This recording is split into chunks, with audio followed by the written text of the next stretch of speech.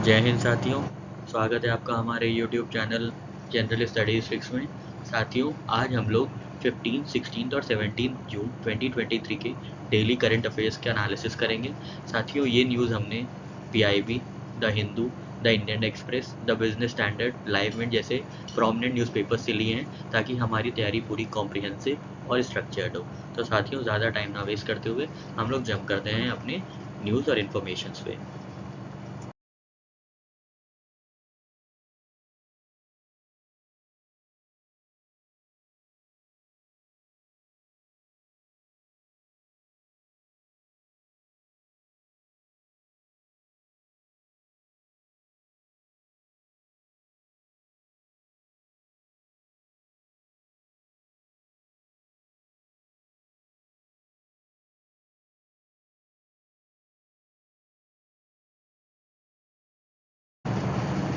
तो साथियों, पहली न्यूज़ हमारे इंटरनेशनल सेगमेंट से है, फ्रांस से, जहाँ पे इंडिया ने पहली बार पार्टिसिपेट किया है इंटरनेशनल एनिमेशन फेस्टिवल में। ठीक है, India's animation, gaming, visual effects and comic sector is set to make remarkable impression on the global stage as country participates for the first time in prestigious NSA international animation festival. तो पहली बार participate कर रहा है India international animation festival में, जिससे क्या होगा, जिससे एनिमेशन, गेमिंग, विजुअल इफेक्ट्स और कॉमिक सेक्टर को एक बूस्ट मिलेगी। ठीक है साथियों, ईजी है। फ्रांस में पहली बार इंटरनेशनल फेस्टिवल में, एनिमेशन फेस्टिवल में इंडिया पार्टिसिपेट कर रहा है। क्योंकि ये पहली बार पार्टिसिपेट कर रहा है, इसलिए ये न्यूज़ इंपॉर्टेंट हो जाती है। ठीक है साथियों, नेक्स्ट है साथियों यूनाइटेड स्टेट्स से रिलेटेड। तो यूनेस्को एक प्रोमिनेंट बॉडी है, United Nation Educational and Social Cultural Organization. तो यूनाइटेड स्टेट्स ने कहा है कि वो 4 साल बाद फिर ज्वाइन करेगा ये एजेंसी को। 4 साल पहले क्या हुआ था कि यूनेस्को ने इनको, यूनाइटेड स्टेट्स को डीमेंबर्ड कर दिया था। ये एलिगेशंस लगाए गए थे कि वो बायस्ड है अगेंस्ट इसराइल। ठीक है, यूनेस्को बायस्ड है अगेंस्ट इसराइल। ठीक है, कुछ इनकी पॉलिसीज़ थी यूनेस्को की, जिससे यूनाइटेड स्टेट्स को लगा था कि जो उनकी पॉलिसीज़ हैं वो इसराइल के खिलाफ है, इसलिए उन्होंने यूनेस्को को छोड़ दिया था। ठीक है, अब यूनेस्को ने बताया है कि United States will join the agency in July, 4 years after living due to allegations of bias against Israel. ठीक है, तो ये मामला असल में ये है कि इसराइल वर्सेस पैलेस्टाइन। ठीक है, इसराइल एक जूइश स्टेट है और पैलेस्टाइन एक मुस्लिम स्टेट है, तो इन्हीं इन्हीं दोनों के बीच प्रोमिनेंस की लड़ाई है। इसीलिए कई कई चीज़ों में यूनेस्को ने कोई ऐसी पॉलिसीज़ बनाई हैं जो कि फेवर करती हो पैलेस्टीन को, जिसकी वजह से यूनाइटेड स्टेट्स नाराज़ हो गया और उसने बोला कि यूनेस्को जो है उसकी जो पॉलिसीज़ हैं वो बायस्ड हैं अगेंस्ट इसराइल। इसलिए यूनाइटेड स्टेट्स ने as a trusted ally of Israel ये इसकी डी मेंबरशिप हो गई थी। ठीक है, यूनाइटेड स्टेट्स ने छोड़ दिया था, ड्रॉप हो गया था वहाँ से। ठीक है, पर अब फिर से ज्वाइन करेगा आफ्टर 4 years। तो आपको ध्यान देना 4 साल बाद। ठीक है, नेक्स्ट न्यूज़ भी यूनाइटेड स्टेट से है, रिलेटेड टू प्रेडेटर ड्रोन।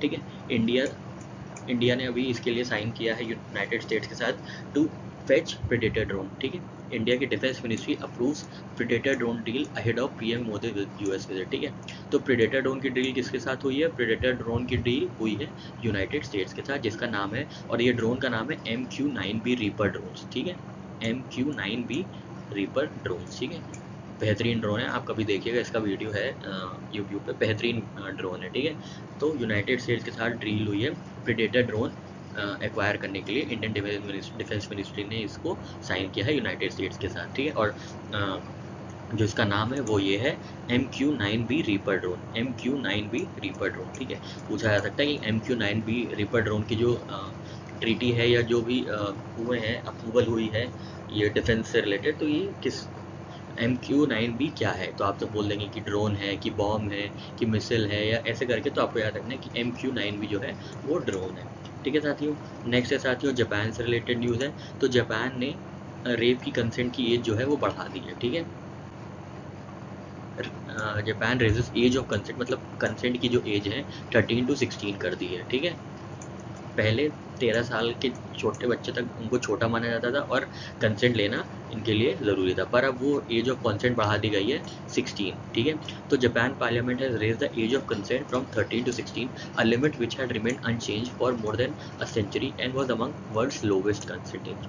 ठीक है, ध्यान देना है कि जापान ने कितनी एज बढ़ा दी है, तो 13 से 16। किसी एक एग्जाम में भी पूछा गया था कि न्यूजीलैंड जो है, ठीक है, न्यूजीलैंड जो है कब तक न्यूजीलैंड ने एक अपना बिल लाया था जिसकी वजह से वो डी स्मोक कर देगा अपनी कंट्री को, मतलब वहाँ पे स्मोकिंग अलाउड नहीं होगी या सिगरेट्स नहीं मिलेंगी बच्चों को। तो स्मोकिंग फ्री कंट्री कब तक कर देगा, तो शायद आंसर था 2025 तक, ठीक है। तो ये क्वेश्चन इस तरीके से पूछा गया था। तो आपसे भी ये क्वेश्चन पूछा जा सकता है कि जापान की जो एज ऑफ कंसेंट है वो कब कहाँ से कहाँ तक बढ़ाई गई है, ठीक है। तो आपको ध्यान देना है 13 से 16 तक बढ़ाई गई है, ठीक है। कुवैत से है अगली न्यूज़ साथियों, जहाँ पे शेख अहमद नवाफ अल सबाह जो है कुवैत के री इलेक्ट हुए हैं प्राइम मिनिस्टर के तौर पे। और वहाँ के कुवैत के क्राउन प्रिंस कौन है, वो हैं शेख मिसल अल अहमद अल जबार अल सबाह, ठीक है। दोनों ही अल सबाह हैं, ठीक है। तो ध्यान दिएगा, कंफ्यूज नहीं होगा। जो पीएम है वो नवाफ है और जो क्राउन प्रिंस है वो मिसल अल अहमद अल जबर है, ठीक है साथियों। बहुत ही आसान सा है, 2 बार आप पढ़ेंगे आराम से याद हो जाएगा, ठीक है। नेक्स्ट न्यूज़ है साथियों बांग्लादेश से, जहाँ पे इंडिया बांग्लादेश बॉर्डर पे इंफ्रास्ट्रक्चर अपग्रेडेशन प्रोजेक्ट्स हो रहे हैं, ठीक है। तो यहाँ पे बीएसएफ और बांग्लादेश बॉर्डर आर्मी ने ये वो किया है, एक साइन अप किया है ट्रीटी, जिसके चलते India Bangladesh border infrastructure upgradation होगा, ठीक है। और ये कहाँ कहाँ होगा, ये असम में होगा, वेस्ट बंगाल में होगा, मेघालय, मिजोरम, त्रिपुरा, ठीक है। अगर आप ऐसे मैप देखेंगे, ये मान लीजिए बांग्लादेश है तो यहाँ पे असम है, इधर से वेस्ट बंगाल है, ठीक है। और यहाँ से मिजोरम, मेघालय, त्रिपुरा पूरा जुड़ा हुआ है, ठीक है। तो इसके लिए जो भी बॉर्डर पे इंफ्रास्ट्रक्चर है उनको अपग्रेडेशन मिलेगा ताकि सिक्योरिटी स्ट्रेंथन हो जाए, ठीक है साथियों। तो यहाँ पे हम लोग इंटरनेशनल सेगमेंट की न्यूज़ देख लेते हैं और अब आगे चलते हैं। नेक्स्ट न्यूज़ है साथियों पार्लियामेंट्री गुडविल डेलीगेशन से रिलेटेड। तो अभी इंडिया से पार्लियामेंट्री गुडविल डेलीगेशन विजिट करेगा कहाँ पे साथियों, ब्राज़ील में, ठीक है। ब्राज़ील में विजिट करेगा क्योंकि इंडिया और ब्राज़ील के 75 ईयर्स ऑफ डिप्लोमेटिक रिलेशंस पूरे हो चुके हैं। तो इसके उपलक्ष्य में या इसके सेलिब्रेशन में पार्लियामेंट्री गुडविल डेलीगेशन विजिट करेगा under the leadership of minister Shri Prahlad Joshi, ठीक है। तो बस इतना ही बताना है आपको कि इंडिया और ब्राज़ील के बीच 75 ईयर्स ऑफ डिप्लोमेटिक रिलेशंस पूरे हो गए हैं।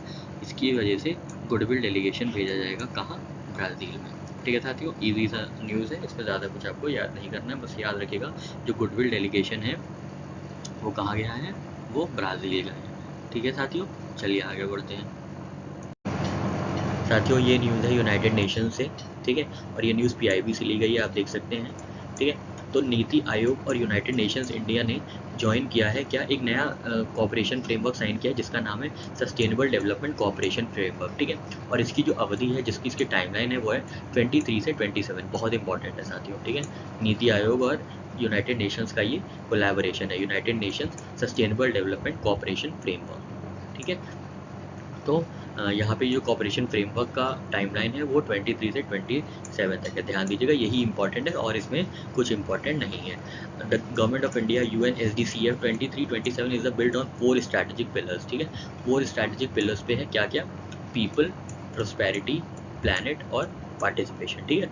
तो 4P पे, पीपल, प्रोस्पेरिटी, प्लैनेट और पार्टिसिपेशन, यही इंपॉर्टेंट पिलर्स हैं, आप ध्यान रखिएगा। The 4 interlinked pillars have 6 outcome areas focusing on health, well-being, nutrition and food security, quality education, economic growth and decent work, environment, climate, wash and resilience, empowering rural communities and institutions, ठीक है। ये तो पक्का ही आपको याद करना है। उसके बाद आप अगर मेमोरी बचती है आपके दिमाग की तो बिल्कुल एक बार इसको रीडिंग ज़रूर कीजिएगा, ठीक है। 4 इंटरलिंक पिलर्स के जो हैं आउटकम्स कितने एरियाज में है, 6 में, ठीक है। तो साथियों हम इतना डीप में इसलिए पढ़ाते हैं क्योंकि साथियों कहीं से भी अब क्वेश्चन बन सकता है ना। अब थोड़ा कंपटीशन का लेवल बहुत हाई हो गया और सच में बच्चों ने काफ़ी चीज़ों, जो हम लोग के स्टूडेंट्स जो हमारे साथ ही हैं, कई लोग साथी हमारे साथ पढ़ते हैं, वो भी बहुत अच्छे तरीके से पढ़ाई करते हैं, कॉम्प्रिहेंसिव तरीके से। इसलिए हम लोग सोचते हैं कि सारी चीज़ों में एक इंटरलिंकिंग और मतलब एक स्ट्रैटिफाइड तरीके से सब कुछ स्ट्रक्चर्ड तरीके से पढ़ा जाए, ताकि कहीं से भी क्वेश्चन पूछता है, अगर वो न्यूज़ हमने पढ़ी है तो उसकी न्यूज़ की छोटी छोटी चीज़ें, माइन्यूट डिटेल्स भी हमें ध्यान देनी है, क्योंकि कहीं से भी क्वेश्चन पूछा जा सकता है, चाहे वो फिर RBI हो, चाहे IRDAI हो या कोई और SSC हो, वो भी कभी कभी बहुत माइन्यूट डिटेल्स पूछ लेता है। तो जब हम लोग न्यूज़ पढ़ ही रहे हैं तो अच्छे से पढ़ें, ठीक है साथियों। चलिए आगे बढ़ते हैं। अब ये दो न्यूज़ साथियों पाकिस्तान से है, जहाँ पे नाहिदा खान जो है उन्होंने इंटरनेशनल क्रिकेट से रिटायरमेंट अनाउंस की है। आप एक बार बस हल्के से देख सकते हैं, ये इंपॉर्टेंट है इसलिए ये लिया गया है। यूनाइटेड किंगडम ने पहली बार अनाउंस किया है Jane Marriott as next British high commissioner to Pakistan, making her the first female British envoy to Islamabad. ठीक, तो ध्यान देना है, जेन मैरियट जो है पहली ब्रिटिश हाई कमिश्नर बनी है पाकिस्तान में। ठीक है, तो आपको याद रखना है पाकिस्तान जो भी जाता है उसकी जान खतरे में रहती है। ठीक है, जान खतरे में रहती है, तो जान से याद रखिएगा, JN से जेन मैरियट। ठीक है, और ये कहाँ की एम्प्लॉई है, ये कहाँ की हाई कमिश्नर है, ब्रिटिश की। ठीक है, UK की। ध्यान दीजिएगा, आपको ये भी पूछा जा सकता है कि कौन है, और ये भी पूछा जा सकता है ये किस कंट्री को बिलोंग करती है। ठीक है, तो UK को बिलोंग करती हैं कौन, जेन मैरियट, जो पाकिस्तान की हाई कमिश्नर बनी, और पाकिस्तान में जो भी जाता है उसकी जान खतरे में रहती है। तो जान खतरे में रहती है तो मर भी सकते हैं। ठीक है, तो मैरियट, देखिए जान खतरे में और मर भी सकते हैं पाकिस्तान में, तो दोनों ही हैं। तो जैन मैरियट जो है नई ब्रिटिश हाई कमिश्नर बनी है। साथियों, ये छोटे छोटे हैक इसलिए हैं ताकि एग्जाम में अगर साइकोलॉजिकल प्रेशर बिल्डअप होता है और ऐसे क्वेश्चंस आते हैं जिसको हम बहुत ही एक्यूरेटली सॉल्व कर पाते हैं, तो एक साइकोलॉजिकल बूस्ट कम होता है। ठीक है साथियों, वहाँ पे वो 2 घंटे बहुत इंपॉर्टेंट होते हैं। वो 2 घंटों के लिए ही सारी जद्दोजहद होती है, सारी पढ़ाई होती है। ठीक है, तो वहाँ पे अपना कूल और काम कंपोजर मेंटेन करना ही एक अलग ही आर्ट है। ठीक है, तो वो कैसे अचीव होगी, जब आप एक्यूरेटली चीज़ों को याद रखेंगे, और तभी याद रखेंगे जब छोटी छोटी ट्रिक्स और छोटे छोटे हैक्स हो। ठीक है, चलिए आगे बढ़ते हैं। नेक्स्ट न्यूज़ है साथियों, department of consumer affairs along with advertising council of India ने होस्ट किया है डार्क पैटर्न्स। ठीक है, ये इंपॉर्टेंट टर्म था इसलिए हमने इसको चूज़ किया। ठीक है, डार्क पैटर्न्स क्या होते हैं, अभी यहाँ पे लिखा है, dark pattern encompasses a wide range of manipulative practices such as drip pricing, disguised advertising, bait and click, choice manipulation, false urgency and privacy concerns. ठीक है, तो ये सब चीज़ें जो रिलेटेड है वो एडवर्टीजमेंट से। तो डार्क एडवर्टीजमेंट्स के बारे में बात हो रही है। डार्क एडवर्टीजमेंट्स कैसे होते हैं, वो एक मतलब फोर्स्ड मैनिपुलेशन होता है जिसमें आपको फोर्स किया जाता है कि आप चीज़ें लीजिए, सेंस ऑफ अर्जेंसी दिखा के, डिस्गाइज एडवर्टाइजिंग करके। मान लीजिए कोई एक एड कंपनी है, वो कोई एक कंपनी है वो एडवर्टीजमेंट शो कर रही है कि इतने दिन में आप पतले हो सकते हैं, या हमारी ड्रिंक में कोई भी शुगर नहीं है, या ऐसी डिस्गाइज एडवर्टाइजिंग, पर एक्चुअली में शुगर है, या ये बता दें कि शुगर नहीं है, नेचुरल शुगर है, कुछ भी कर सकते हैं डिस्गाइज एडवर्टाइजिंग के। ड्रिप प्राइसिंग के तरीके से बेट एंड क्लिक की, आपको बेट दें कि मतलब जैसे कई यूट्यूब थंबनेल्स भी बेट होते हैं कि 2 घंटे में पिछले 4 महीने का करंट अफेयर, तो ये सब बेट एंड क्लिक होती है। ठीक है, तो ऐसी चीज़ों को अवॉइड करने के लिए ये एक कंसल्टेशन हुई थी डिपार्टमेंट ऑफ कंज्यूमर अफेयर्स और एडवर्टाइजिंग काउंसिल ऑफ इंडिया के बीच। ठीक है, तो डार्क पैटर्न्स आपको ध्यान देना है किससे रिलेटेड है, एडवर्टाइजिंग से रिलेटेड है। सब major types of dark patterns अभी हम लोग अगली स्लाइड में देख लेते हैं। तो साथियों, यहाँ पे पूरे डार्क पैटर्न्स दिए हुए हैं। ठीक है, डार्क पैटर्न्स के एग्जाम्पल्स दिए हुए हैं, आपके डिस्क्रिप्टिव एग्जाम के लिए काफ़ी इंपॉर्टेंट है। एक बार रेटिंग दे दीजिएगा, बस हम लोग हेडिंग पढ़ लेते हैं। तो अर्जेंसी होती है, बास्केट स्नीकिंग होती है, कंफर्म शेमिंग होती है, फोर्स एक्शन होता है, नैगिंग होती है, सब्सक्रिप्शन ट्रैप्स होते हैं, इंटरफेरेंस होते हैं, बेट इन स्विच, हिडन कॉस्ट और डिस्गाइज्ड एड्स। आप एक बार इनको रीडिंग दे दीजिएगा ताकि आपको समझ में आ जाए। ठीक है, और हमेशा ध्यान रखिएगा कि डार्क पैटर्न जो है वो एडवर्टाइजिंग से रिलेटेड है। ठीक है, एडवर्टीजमेंट जो भी आते हैं उनसे डार्क पैटर्न्स निकलते हैं, उन्हीं के बारे में एक कंसल्टेशन हुई थी between department of consumer affairs and advertising council of India. ठीक है साथियों, चलिए आगे बढ़ते हैं। साथियों, अभी यूनियन मिनिस्टर हमारे लेबर एंड एम्प्लॉयमेंट के वो गए हैं 111th सेशन अटेंड करने, किसका, ILO का। ठीक है, जो कि जिनीवा में हो रहा है। ILO का हेडक्वार्टर कहाँ है, जिनीवा में। ठीक है, तो बस यही बताना था कि 111th इंटरनेशनल लेबर कॉन्फ्रेंस हो रही है। आप हमको बताइएगा कि इंडियन इंटरनेशनल लेबर कॉन्फ्रेंस कितने ड्यूरेशन में होती है, 1 साल में, 2 साल में, 3 साल में, 4 साल में। ठीक है साथियों, तो बस आपको ये बताना था कि 111वीं मतलब 111th इंटरनेशनल लेबर कॉन्फ्रेंस हो रही है, जिसमें हमारे union minister for labour and employment जो है श्री भूपेंद्र यादव साहब वो अटेंड कर रहे हैं। ठीक है साथियों, चलिए आगे बढ़ते हैं। नेक्स्ट न्यूज़ है साथियों, रेजोल्यूशन से रिलेटेड, जो कि इस्टेब्लिश करेगा new memorial wall for fallen peacekeepers. ठीक है, इसको कौन पायलट किया है, कौन इसको इनिशिएट किया है, तो इंडिया ने इनिशिएट किया है। ठीक है, Prime Minister Narendra Modi has express happiness as UN general assembly adopted resolution to establish new memorial wall for fallen peace keepers.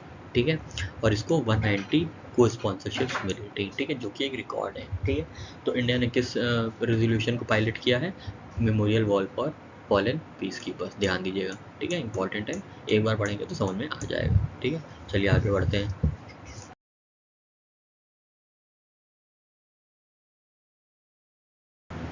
साथियों पहली न्यूज़ है रिजर्व बैंक ऑफ इंडिया से रिलेटेड। यहाँ पे रिजर्व बैंक ऑफ इंडिया ने बताया कि एजुकेशन लोन्स ने रजिस्टर किया है 17% ग्रोथ, ठीक है, थोड़ा स्पेसिफिक है पर फिर भी हम लोग एक बार देख लेते हैं। तो एजुकेशन लोन जो है वो 17% ग्रोथ रजिस्टर किए गए हैं by RBI, turning positive for the first time in 5 years, ठीक है। तो ये इंपॉर्टेंट हो जाता है, turning positive for the first time in 5 years, ठीक है। 17% ग्रोथ रजिस्टर की है एजुकेशन ने, ठीक है। According to RBI data, the outstanding portfolio under education loan grew 17% at 96,000 crore in the year 22-23 as against 83,000 crore in previous year. ठीक है, the priority sector education loans show growth of 0.9% in fiscal year 22-23, which is significant because growth in education loans was in flat during 21-22 and it was negative for the 3 years prior to it. ठीक है, तो this is the first time for the first time in 5 years that education loan has registered positive growth of 17%.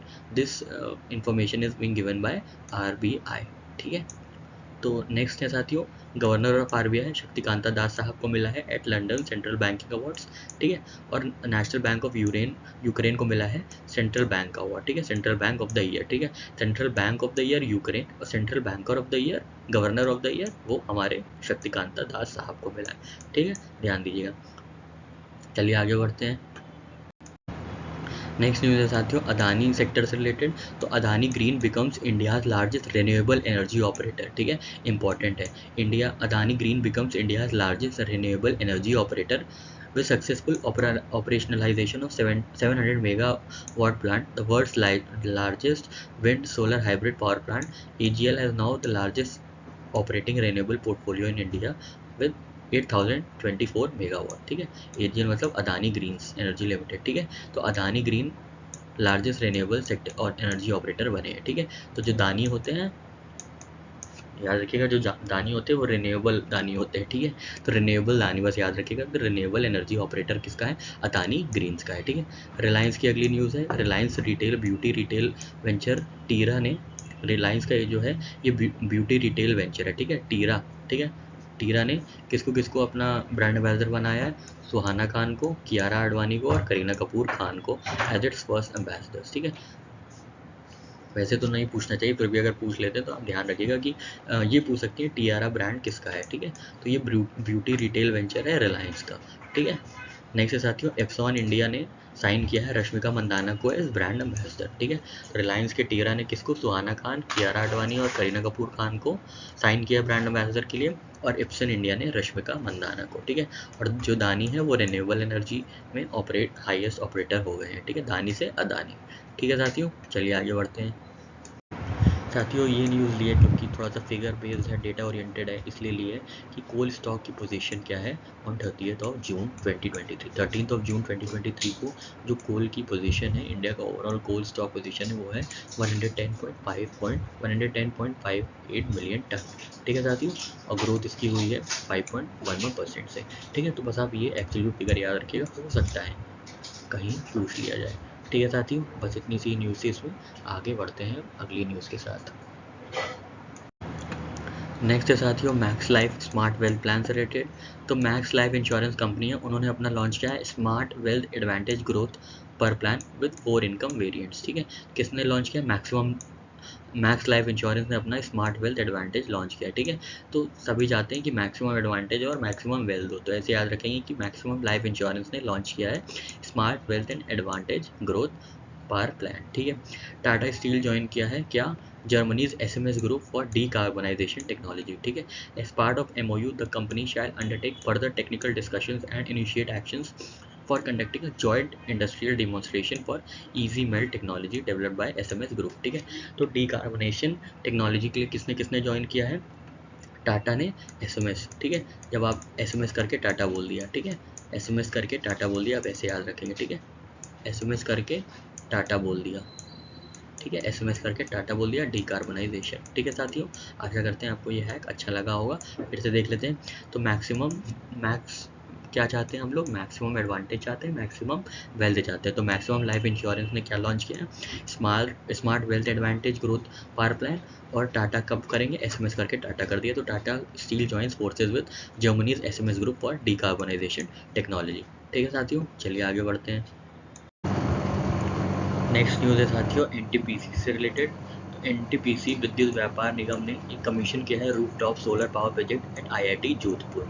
ठीक है, NTPC विद्युत व्यापार निगम limited, जो कि subsidiary है एनटीपीसी की, उन्होंने आईआईटी जोधपुर में सोलर रूफटॉप पैनल में प्रोजेक्ट कमीशन किया है। ठीक है साथियों, बस इतना ध्यान रखना और इसमें कुछ जानने वाली बात नहीं है। ठीक है, कहाँ पे, आईआईटी जोधपुर में। किसने, एनटीपीसी ने। ठीक है साथियों, चलिए आगे बढ़ते हैं। साथियों अब कुछ इन्फॉर्मेशन है वर्ल्ड बैंक से रिलेटेड। तो ध्यान दीजिए, वर्ल्ड बैंक ने इनिशिएट किया है अपना पहला project dedicated to road safety in South Asia. ठीक है, साउथ एशिया में इंडिया भी आता है, लेकिन वर्ल्ड बैंक ने बांग्लादेश को सेलेक्ट किया है for this road safety program. ठीक है, किसको चूज़ किया है, बांग्लादेश को। ठीक है, तो वर्ल्ड बैंक जो है असिस्ट करेगा रोड सेफ्टी के लिए बांग्लादेश में विद $358 मिलियन। ठीक है, तो इंडिया वर्ल्ड बैंक का पहला project dedicated solely to road safety in South Asia with government of Bangladesh in Dhaka. ठीक है, ध्यान दीजिएगा कि तो क्या करेगा वर्ल्ड बैंक, रोड को ढकेगा। ठीक है, रोड को ढकेगा, रोड को वर्ल्ड बैंक क्या करेगा, रोड को ढकेगा। ढाके से याद रखिएगा, ढाका। ठीक है, रोड को ढकेगा। ठीक है, रोड को ढकेगा, ढाका से ढकेगा से ढाका। ठीक है, तो बांग्लादेश में ये पहला ever project dedicated solely to road safety in South Asia with $358 million. ठीक है साथियों, चलिए आगे बढ़ते हैं। नेक्स्ट न्यूज़ है साथियों फिनो पेमेंट बैंक से रिलेटेड। तो फिनो पेमेंट बैंक ने पार्टनरशिप की है हबल के साथ to introduce India's first spending account. ठीक है, तो Fino payments bank partnership with Hubble marks the introduction of India's first spending account design to enhance financial management and savings for customers. ठीक है, तो किसने लॉन्च किया है, फिनो पेमेंट बैंक ने। नेक्स्ट है साथियों इंडियन ऑयल कॉरपोरेशन ने पार्टनरशिप की है लैंजा जेट के साथ to establish aviation fuel plant in Haryana. ठीक है, एविएशन फ्यूल प्लांट मतलब जो एरोप्लेन्स में जो प्लांट फ्यूल्स यूज़ होते हैं, एविएशन टर्बाइन फ्यूल्स एटीएफ, उनके लिए हरियाणा में प्लांट सेटअप किया जाएगा। किसने किया है, इंडियन ऑयल कॉरपोरेशन और लांजा ने। ठीक है, तो याद रखिएगा ILA। ठीक है, ILA Indian corporation, Lanja jet और एविएशन फ्यूल। ठीक है, कहाँ पे, हरियाणा में। नेक्स्ट साथियों इक्विटास होल्डिंग ने जो है इक्विटास होल्डिंग, उन्होंने अपना NBFC लाइसेंस सरेंडर कर दिया है। ठीक है, उनका रजिस्ट्रेशन कैंसिल हो गया। किसका, इक्विटास होल्डिंग का। कैसे याद रखेंगे, क्योंकि ये इक्वालिटी नहीं ला पाए थे, इसलिए इनका रजिस्ट्रेशन कैंसिल कर दिया। ठीक है, इक्वालिटी से इक्विटास। ठीक है, तो इनका रजिस्ट्रेशन कैंसिल कर दिया गया है। SBI से न्यूज़ है साथियों, SBI ने रिकॉर्ड ब्रेकिंग डिविडेंड चेक दिया है अभी फाइनेंस मिनिस्टर को। ठीक है, तो SBI ने प्रेजेंट किया है रिकॉर्ड ब्रेकिंग डिविडेंड चेक कितने का, 5740 करोड़ का।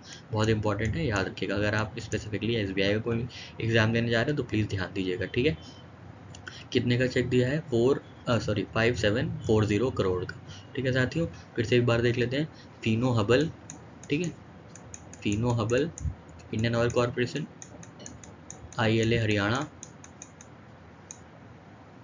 Indian oil corp, Lanza jet aviation Haryana, Equitas holding, NBFC surrender किया, registration cancelled, SBI dividend cheque of 5740 crore. ठीक है साथियों, चलिए आगे बढ़ते हैं।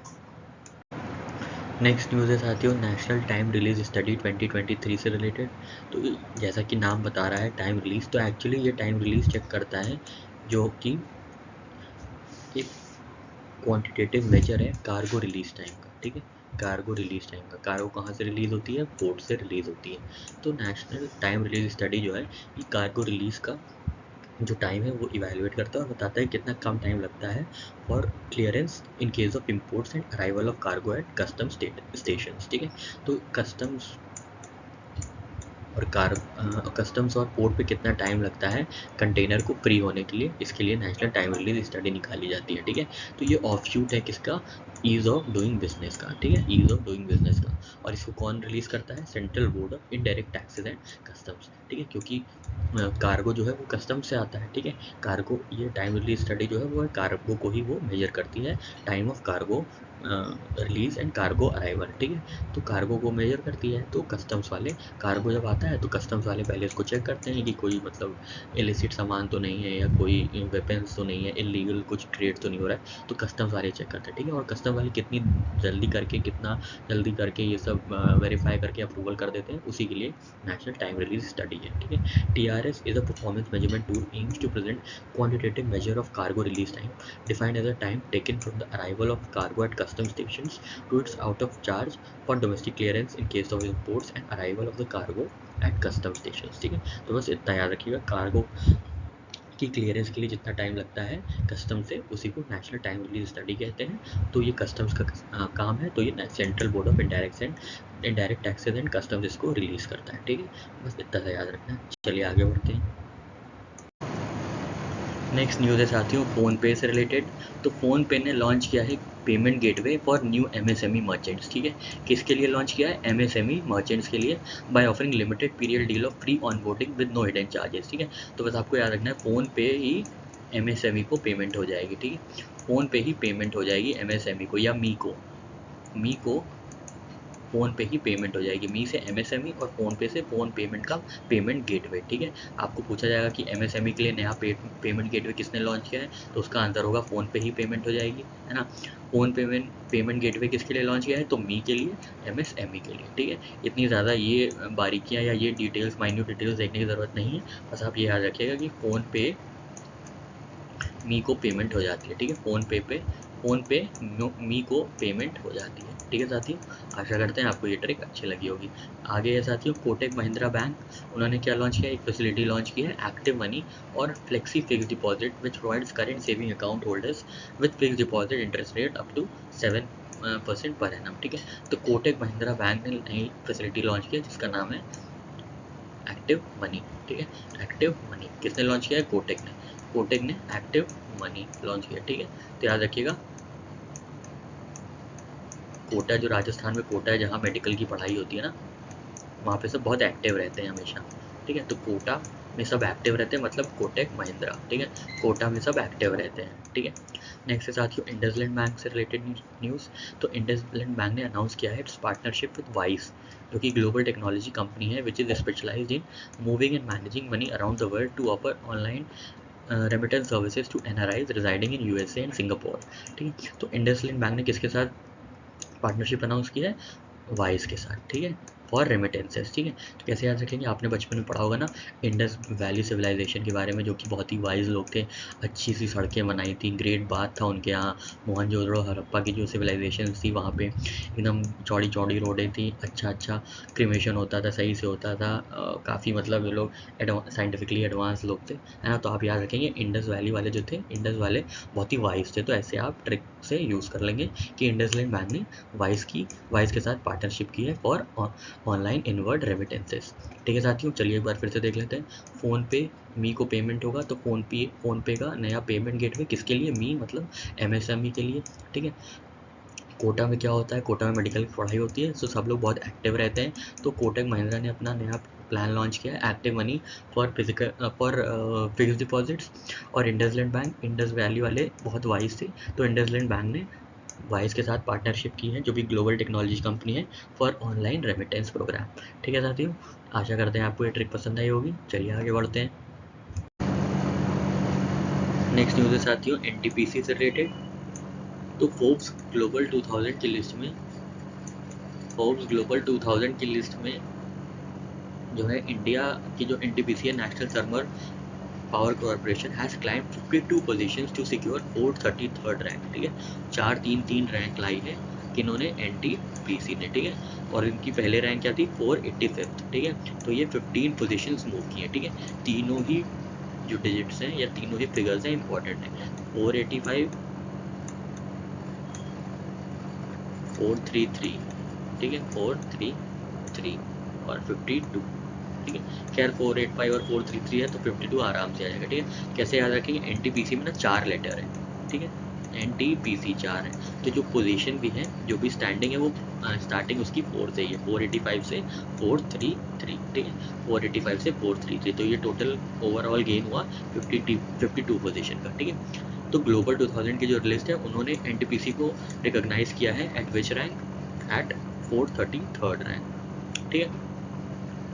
और NTPC has climbed up one place to secure 10th rank among largest Indian companies in 2023 list, ठीक है। इंडिया में इनकी रैंक 10th है और लास्ट ईयर 11th थी, ठीक है। इस साल इनकी रैंक 10th है और ओवरऑल ग्लोबल 2000 में जो लिस्ट है, इंडिया की लिस्ट में 10th रैंक है और ग्लोबल लिस्ट में कितनी रैंक है साथियों, 4 से शुरुआत होगी क्योंकि एनटीपीसी में 4 लेटर है, तो 433 कितने पहले थी 485, ठीक है साथियों। आशा करते हैं आपको ये छोटी सी ट्रिक समझ में आई होगी। अब बढ़ते हैं अपने नेक्स्ट इन्फॉर्मेशन की ओर। नेक्स्ट न्यूज़ है साथियों क्वालिटी कंट्रोल ऑर्डर से रिलेटेड। क्वालिटी कंट्रोल ऑर्डर्स किसके लिए आया है, लेदर सेक्टर के लिए आया है, ठीक है। इतनी सी न्यूज़ थी क्योंकि कभी कभी ना ऐसे ही पिक कर लेते हैं कंफ्यूज करने के लिए, क्वालिटी कंट्रोल ऑर्डर किस सेक्टर के लिए आया है, textile sector, leather sector, agriculture sector, food processing sector, कोई भी सेक्टर हो सकता है, ठीक है। तो ध्यान दीजिए क्वालिटी कंट्रोल ऑर्डर जो है वो है लेदर सेक्टर के लिए, ठीक है। ये क्या करता है, क्वालिटी कंट्रोल ऑर्डर मतलब उसकी क्वालिटी, लेदर की क्वालिटी चेक करता है ताकि एक इंडिया की जो ब्रांड वैल्यू है वो इस्टेब्लिश हो और उसकी वैल्यू जो है एनहांस हो साथ साथ, ठीक है। तो बस आपको इतना याद रखना है कि क्वालिटी कंट्रोल ऑर्डर्स है वो लेदर इंडस्ट्री के लिए किया गया है, लाया गया है, ठीक है। और कितने प्रोडक्ट्स है साथियों, 24 प्रोडक्ट्स, ठीक है, 24 प्रोडक्ट्स, ठीक है, 24 प्रोडक्ट्स हैं। तो 24 प्रोडक्ट्स हैं और किस सेक्टर के लिए, लेदर सेक्टर के लिए। क्या चीज़ है, क्वालिटी कंट्रोल ऑर्डर्स, ठीक है साथियों। आसान सी चीज़ है, इसमें ज़्यादा परेशान होने वाली बात नहीं है, ठीक है। चलिए आगे बढ़ते हैं।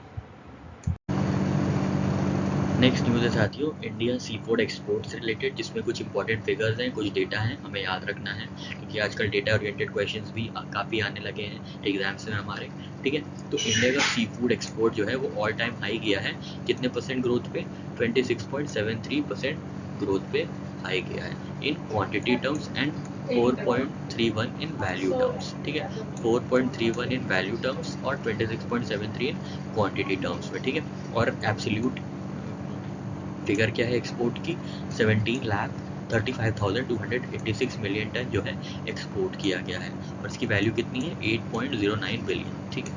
चारों डेटा काफ़ी इंपॉर्टेंट है क्योंकि कहीं से ही पूछा जा सकता है, ठीक है। कोई ये सिंगल आउट कर दे कि ये इंपॉर्टेंट है वो इंपॉर्टेंट है तो it would be a misleading case, ठीक है, क्योंकि किसी को नहीं पता होता कि आजकल कौन सा डेटा पूछा जाएगा। अभी थोड़े पिछले साल या 2021 में आरबीआई ने क्वेश्चन पूछा था कि डिफेंस मॉडर्नाइजेशन में बजट का एलोकेशन क्या है, ठीक है, सॉरी रेलवे मॉडर्नाइजेशन में पूछा था, रेलवे की कैपिटल एक्सपेंडिचर का बजट कितना है, ठीक है। देखिए इतनी स्पेसिफिक डेटा पूछ ली गई थी, तो कोई भी ये बोले कि ये इंपॉर्टेंट नहीं है या ये इंपॉर्टेंट है तो वो भी मिसलीडिंग है। तो आपको अपनी तैयारी जो है कॉम्प्रिहेंसिव रखनी है, ठीक है, कहीं किसी के बहकावे पे नहीं आना। आपको जो कंटेंट मिले, जो भी इंफॉर्मेशन मिले उसको आप पहले सलीके से पढ़िए, उसमें से खुद सोचिए कि क्या क्या एग्जाम्स में आ सकता है, ठीक है। अपने आप अपने दिमाग जो है, अपना जो माइंडसेट है वो एग्जामिनर के रूप में क्वेश्चंस को देखिए, तभी आप खुद से डिसाइड कर पाएंगे कि कौन सी न्यूज़ इंपॉर्टेंट है या कौन सी न्यूज़ इंपॉर्टेंट नहीं है, ठीक है साथियों। हम भी एस्पिरेंट है, आप भी एस्पिरेंट है, जस्ट बिकॉज हम वीडियो बना रहे हैं इसका ये मतलब नहीं है कि आप कुछ भी पढ़ लें या कुछ भी ना पढ़ें, कुछ भी छोड़, ठीक है। एक एग्जामिनर माइंडसेट लेके चलिए कि क्या एग्जाम में पूछा जा सकता है, किसकी प्रोबेबिलिटी क्या है, किसकी प्रोबेबिलिटी कम है, क्योंकि बहुत कम ही लोग हैं जो प्रॉपरली प्रेडिक्ट कर पाते हैं, ठीक है। क्योंकि अगर प्रॉपरली लोग प्रेडिक्ट ही कर लेंगे तो इंस्टीट्यूशंस का मतलब क्या रह जाएगा, ठीक है। तो इसलिए किसी की बात नहीं सुनना है, अपना आराम से खूब मेहनत करनी है, ठीक है। तो हम लोग यहाँ बात कर रहे थे 17,35,286 million ton sea food export किया गया है और उसकी वर्थ है साथियों $8 बिलियन की, ठीक है। और अब ये इंपॉर्टेंट है, ये भी पूछा जा सकता है कि जो सबसे ज़्यादा इम्पोर्टर है इंडियन सी फूड का, सबसे बड़ा इम्पोर्टर है वो है यूएसए, उसके बाद है चाइना, फिर ईयू, ठीक है। ईयू मतलब यूरोपियन यूनियन, ठीक है।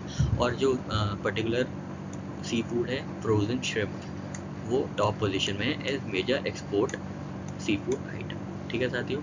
यहाँ पे हम लोग ने ये डेटा देखा 26.73% in quantity terms, 4.31% in value terms, फिर मिलियन टन में कितना है 17,35,286, जिसकी वर्थ है $8.9 बिलियन, ठीक है। और याद रखिएगा, ये कैसे याद रखेंगे, UCHE,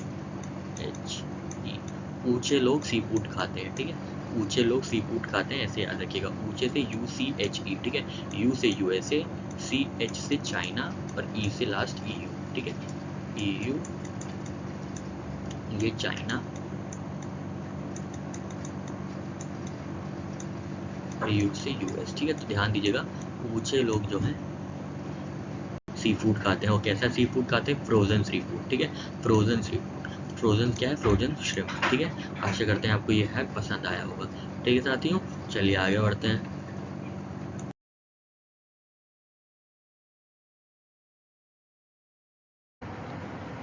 साथियों, हरियाणा ने अनाउंस किया है कि जो भी पद्म अवॉर्डीज़ हैं स्टेट के, मतलब जिनको अवार्ड्स मिला है पद्मश्री, पद्म भूषण या पद्म विभूषण, उनको ये सरकार देगी मंथली पेंशन ऑफ ₹10,000, ठीक है। कौन देगा? हरियाणा सरकार देगी पद्मा अवॉर्डीज़ को ये मंथली पेंशन ऑफ 2000। कैसे याद रखेंगे? हर पद्मा अवॉर्डी को मिलेगा ये पेंशन, हर पद्मा अवॉर्डी को मिलेगी पेंशन, ठीक है। हर पद्मा अवॉर्डी को मिलेगी पेंशन, हर से याद रखिएगा हरियाणा, ठीक है। पद्म अवॉर्डी मतलब पद्म विभूषण, पद्मश्री या पद्म भूषण, ठीक है साथियों।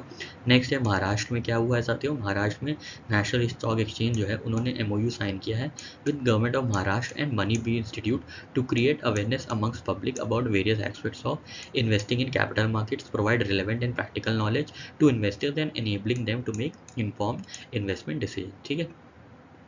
तो महाराष्ट्र में NSE और मनी बी ने मिलके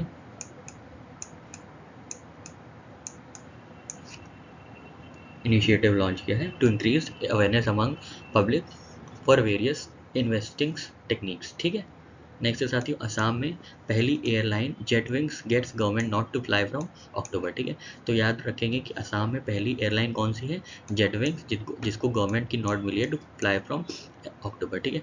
जेटविंग्स airways based out of Guwahati intends to operate turbofan and turbo propelled aircraft and has earmarked ₹100 crore as initial funding, ठीक है। गुवाहाटी से अभी हम लोगों ने क्या देखा था साथियों? गोवा से गोवावा, ठीक है। गोवावा मतलब ईट राइट, ठीक है। तो ईट राइट स्टेशन का टैग अभी किसको मिला है? गुवाहाटी को मिला है, ठीक है। तो असम में कौन सी एयरलाइन को फ्लाई करने के लिए अप्रूवल मिला है? जेट विंग्स, ठीक है। असम में जेट विंग्स, ठीक है। फ्लाइंग जेट, याद रखिएगा, फ्लाइंग जेट, फ्लाइंग जेट, ठीक है, फ्लाइंग जेट।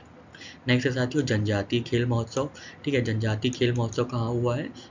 ओडिशा में हुआ है, ठीक है। ओडिशा में हुआ है, जिसमें कर्नाटका जो है सेकेंड प्लेस पे आई है और झारखंड जो है थर्ड प्लेस पे आए हैं, ठीक है।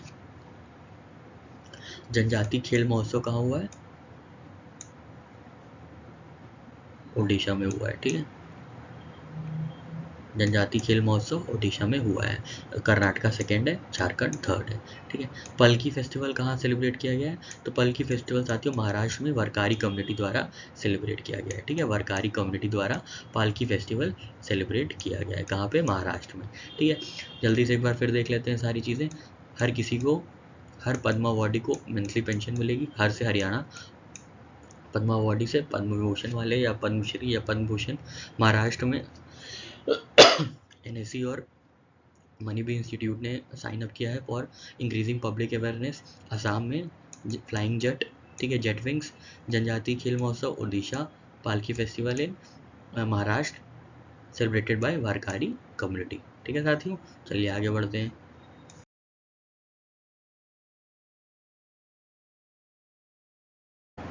अब साथियों यहाँ पे कुछ डिपार्टमेंट्स और कुछ ऑर्गेनाइजेशंस के इम्पॉर्टेंट इनिशिएटिव्स हम लोग देख लेते हैं। जूले लद्दाख, ठीक है। जूले लद्दाख किसकी इनिशिएटिव है? इंडियन नेवी की इनिशिएटिव है। Indian navy recently launch an outreach programme called Julley Ladakh hello Ladakh to increase awareness about navy, ठीक है। कैसे याद रखेंगे? लद्दाख जानते हैं आप, डेजर्ट है, ठीक है। डेजर्ट है, पूरा डेजर्ट और लैंड लॉक डेजर्ट है, ठीक है। लैंड है पूरा, नो एक्सेस टू सी। तो डेजर्ट है, लैंड लॉक डेजर्ट है ना, लैंड लॉक है। तो यहाँ पे सिर्फ आर्मी आ सकती है या एयरफोर्स आती है, ठीक है। प्लेन से, हेलीकॉप्टर से एयरफोर्स आती है और लैंड से आर्मी आती है, और नेवी आती ही नहीं है, जिसकी वजह से यहाँ पे जो अवेयरनेस है नेवी को, नेवी से जुड़ी हुई, वो कम है। इसलिए इंडियन नेवी ने अपना आउटरीच प्रोग्राम लॉन्च किया है, ठीक है। तो याद रखेंगे इंडियन नेवी ने लॉन्च किया है लैंड लॉक यूनियन टेरिटरी जुले लद्दाख में, जुले लद्दाख, ठीक है, जुले लद्दाख, हेलो लद्दाख, ठीक है। मिनिस्ट्री ऑफ आयुष ने साथियों लॉन्च किया है Y break, that is yoga break at office chair, ठीक है। तो वर्क लाइफ बैलेंस मेंटेन करने के लिए वाई ब्रेक लॉन्च किया गया है। किसने लॉन्च किया है? मिनिस्ट्री ऑफ आयुष ने, ठीक है, मिनिस्ट्री ऑफ आयुष ने। स्टे सेफ ऑनलाइन किसकी इनिशिएटिव है? MeitY collaborates with Google for online safety campaign. MeitY क्या है? Ministry of electronics, information technology और गूगल ने अनाउंस किया कोलैबोरेशन ऑन साइबर सिक्योरिटी, ठीक है। तो स्टे सेफ ऑनलाइन, ऑनलाइन मतलब या तो गूगल होगा, ठीक है, गूगल प्लस मीटी, ठीक है, तो इसको याद रखिएगा। Gomti, stay safe online Gomti, ठीक है, स्टे सेफ ऑनलाइन गोमती। जियो से गूगल और एमटीआई से मीटी, ठीक है, ministry of electronics and information technology, ठीक है, स्टे सेफ ऑनलाइन गोमती, ठीक है, स्टे सेफ ऑनलाइन गोमती, ठीक है। जियो से गूगल और एमटीआई से ministry of electronics information and technology, ठीक है। फिर से एक बार जल्दी से देख लेते हैं तीनों इनिशिएटिव। जुले लद्दाख, लद्दाख लैंडलॉक्ड नेशन है इसलिए नेवी से रिलेटेड अवेयरनेस कम है, ठीक है, तो नेवी ने लॉन्च किया है जुले Ladakh initiative. Ministry of Ayush ने लॉन्च किया है योगा ब्रेक और स्टे सेफ ऑनलाइन गोमती। जियो से गूगल और एमटीआई से ministry of electronics information and technology, ठीक है साथियों। आशा करते हैं आपको ये हैक अच्छा लगा होगा। चलिए आगे बढ़ते हैं। अब एक न्यूज़ है साथियों कम्युनिटी स्पिरिट इंडेक्स से रिलेटेड। तो कम्युनिटी स्पिरिट इंडेक्स क्या करती है? असेस करती है सिटीज़ को on the basis of friendliness and unfriendliness, ठीक है। तो इसमें इंडिया की 2 सिटीज़ हैं जो कि most unfriendly city in the world है, ठीक है। सबसे पहले हम लोग देख लेते हैं वर्ल्ड टॉप फ्रेंडलीस्ट कंट्रीज़ कौन कौन सी हैं। तो वो हैं टोरंटो और सिडनी, ठीक है, टोरंटो और Sydney. And New Delhi and Mumbai are among the most unfriendly cities in the world. तो ये लिस्ट ऑफ अनफ्रेंडली सिटीज़ हैं, देख लेते हैं हम। सबसे टॉप पे है घाना, फिर मोरक्को, फिर Mumbai, Kuala Lumpur, Rio de Janeiro, Delhi, ठीक है। तो New Delhi and Mumbai are among most unfriendly cities in the world, ठीक है। और सबसे फ्रेंडली सिटीज़ कौन कौन सी हैं साथियों? टोरंटो और सिडनी, ठीक है, कम्युनिटी स्पिरिट इंडेक्स के अकॉर्डिंग, ठीक है साथियों। चलिए आगे बढ़ते हैं। नेक्स्ट न्यूज़ है साथियों गवर्नमेंट ऑफ इंडिया की स्कीम से रिलेटेड, बहुत ही इंपॉर्टेंट है। तो वैभव स्कीम, वैभव फेलोशिप प्रोग्राम के बारे में हम लोग पढ़ेंगे अब। तो वैश्विक भारतीय वैज्ञानिक फेलोशिप प्रोग्राम, ठीक है, वैश्विक भारतीय वैज्ञानिक, ठीक है। वैश्विक यहाँ से आपको नाम से पता चल रहा है कि ये डायस्पोरा के लिए। डायस्पोरा वो पॉपुलेशन होती है जो ओरिजिनली इंडिया को बिलोंग करती है पर रहती कहीं विदेश में है, ठीक है। तो डायस्पोरा वो पॉपुलेशन होती है, ठीक है। तो वैश्विक भारत वैज्ञानिक फेलोशिप प्रोग्राम लॉन्च किया गया है इंडियन डायस्पोरा के लिए in the field of stem, ठीक है, stem science, technology, engineering, maths, medical, ठीक है। ये सारे डिसिप्लिन जो हैं वैश्विक भारतीय वैज्ञानिक फेलोशिप प्रोग्राम के पार्ट है, ठीक है। इसमें कितने सेलेक्ट होंगे फेलोज?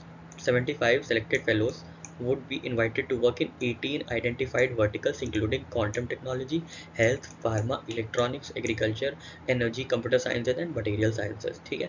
बहुत इंपॉर्टेंट है, ध्यान दीजिएगा कि 75 लोग सेलेक्ट होंगे और कितने डिसिप्लिन्स में काम करेंगे? 18 डिसिप्लिन्स में ये लोग काम करेंगे, ठीक है। और ये जो वैभव फेलोशिप प्रोग्राम है ऑब्वियसली इंप्लीमेंट की जाएगी department of science and technology, ministry of science and technology के अंदर, ठीक है साथियों। ये इंडियन ओरिजिन के लोगों को मतलब non residence Indian, overseas citizen of India और पर्सन ऑफ इंडियन ओरिजिन को ये लोग मतलब लोड करेंगे कि आप हमारे फेलोशिप प्रोग्राम में आइए और रिसर्च एंड डेवलपमेंट का पार्ट बनिए, ठीक है। Vaibhav fellowship would identify Indian institution for collaboration and may spend up to 2 months in a year for maximum of 3 years. Fellowship would include grant of 4 lakh per month, international and domestic travel accommodation and contingencies. Webber fellows are expected to collaborate with their Indian counterparts and help initiate research activities in the host institution in cutting edge areas of science and technology, ठीक है। तो 75 यहाँ पे हम दूसरे colour से बताते हैं ताकि इजीली आइडेंटिफाइबल रहे। तो 75 फेलोज होंगे who would be working across 18 identified knowledge verticals, ठीक है। वैभव फेलोशिप प्रोग्राम किसके लिए साथियों? डायस्पोरा के लिए। और किस सेगमेंट में? स्टेम सेगमेंट में, मतलब साइंस, टेक्नोलॉजी, इंजीनियरिंग, मेडिसिन और मैथ्स, ठीक है। चलिए आगे बढ़ते हैं। नेक्स्ट न्यूज़ है साथियों वाइजर प्रोग्राम से रिलेटेड, ठीक है। सबसे पहले हम लोग वाइजर देख लेते हैं क्या है। तो women involvement in science and engineering research, ये वाइजर है, ठीक है। और ये किसके किसके बीच है साथियों, ये इंडिया और जर्मनी के बीच ये प्रोग्राम है, ठीक है, इंडिया और जर्मनी के बीच। यहाँ पे इसके बारे में लिखा है Indo German science and technology centre established by department of science and technology India और federal ministry of education and research have collaborated to participate and collaborate in ongoing R&D I project without applying for fresh project grant in partnering countries, ठीक है। तो ये जो visor programme है किसके किसके area को रिप्रेजेंट करता है, science, technology, engineering and mathematics. तो स्टेम सेक्टर को ये प्रमोट करता है, ठीक है। याद रखना है किसके किसके बीच है, जर्मनी के बीच, जर्मनी और इंडिया के बीच, ठीक है। तो याद रखिएगा जिसमें जर्म नहीं होते वही वाइज होता है, ठीक है, जिसमें जर्म नहीं होते वही वाइज होता है, ठीक है। तो उसी से रिलेटेड अभी न्यूज़ आई है कि 10 women researchers from India and 2 from Germany to be supported to participate and collaborate in R&D and I projects under IGSTC, ठीक है। IGSTC अभी हम लोग ने ये देखा, ठीक है। और वाइजर प्रोग्राम के अंतर्गत ये होगा 10 women researchers from India and 2 from Germany, total 12 लोग जो हैं R&D and I research project में कोलैबोरेट करेंगे, ठीक है, अंडर वाइजर प्रोग्राम, ठीक है, women involvement in science and engineering research, ठीक है। और किसके किसके बीच है, इंडिया और जर्मनी के बीच है, ठीक है। जिसके में जर्म नहीं है वही वाइज होगा, ठीक है, ऐसे याद रखिएगा, ठीक है। तो वाइजर प्रोग्राम क्या है, जर्मनी से रिलेटेड है और ये साइंस और रिसर्च इंजीनियरिंग रिसर्च में ये वुमेन को प्रमोट करता है। और इंडिया में 10 वुमेन रिसर्चर्स और जर्मनी में 2 वुमेन रिसर्चर्स को पॉइंट आउट किया गया है या सिंगल आउट किया गया है to collaborate for R&D and I projects, ठीक है साथियों। चलिए आगे बढ़ते हैं।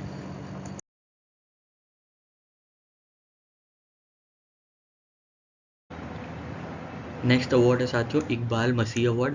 ये मिला है child rights advocate Lalita Natarajan को, ठीक है। ललिता नटराजन को मिला है इकबाल मसीह अवार्ड। और ये अवार्ड कौन देता है, ये अवार्ड देता है US डिपार्टमेंट ऑफ लेबर, ठीक है, for elimination of child labour, ठीक है। इकबाल मसीह अवार्ड किसको मिला है, ललिता नटराजन को, ठीक है। तो याद रखेंगे लाल इकबाल, ठीक है, लाल इकबाल, लाल इकबाल, ठीक है।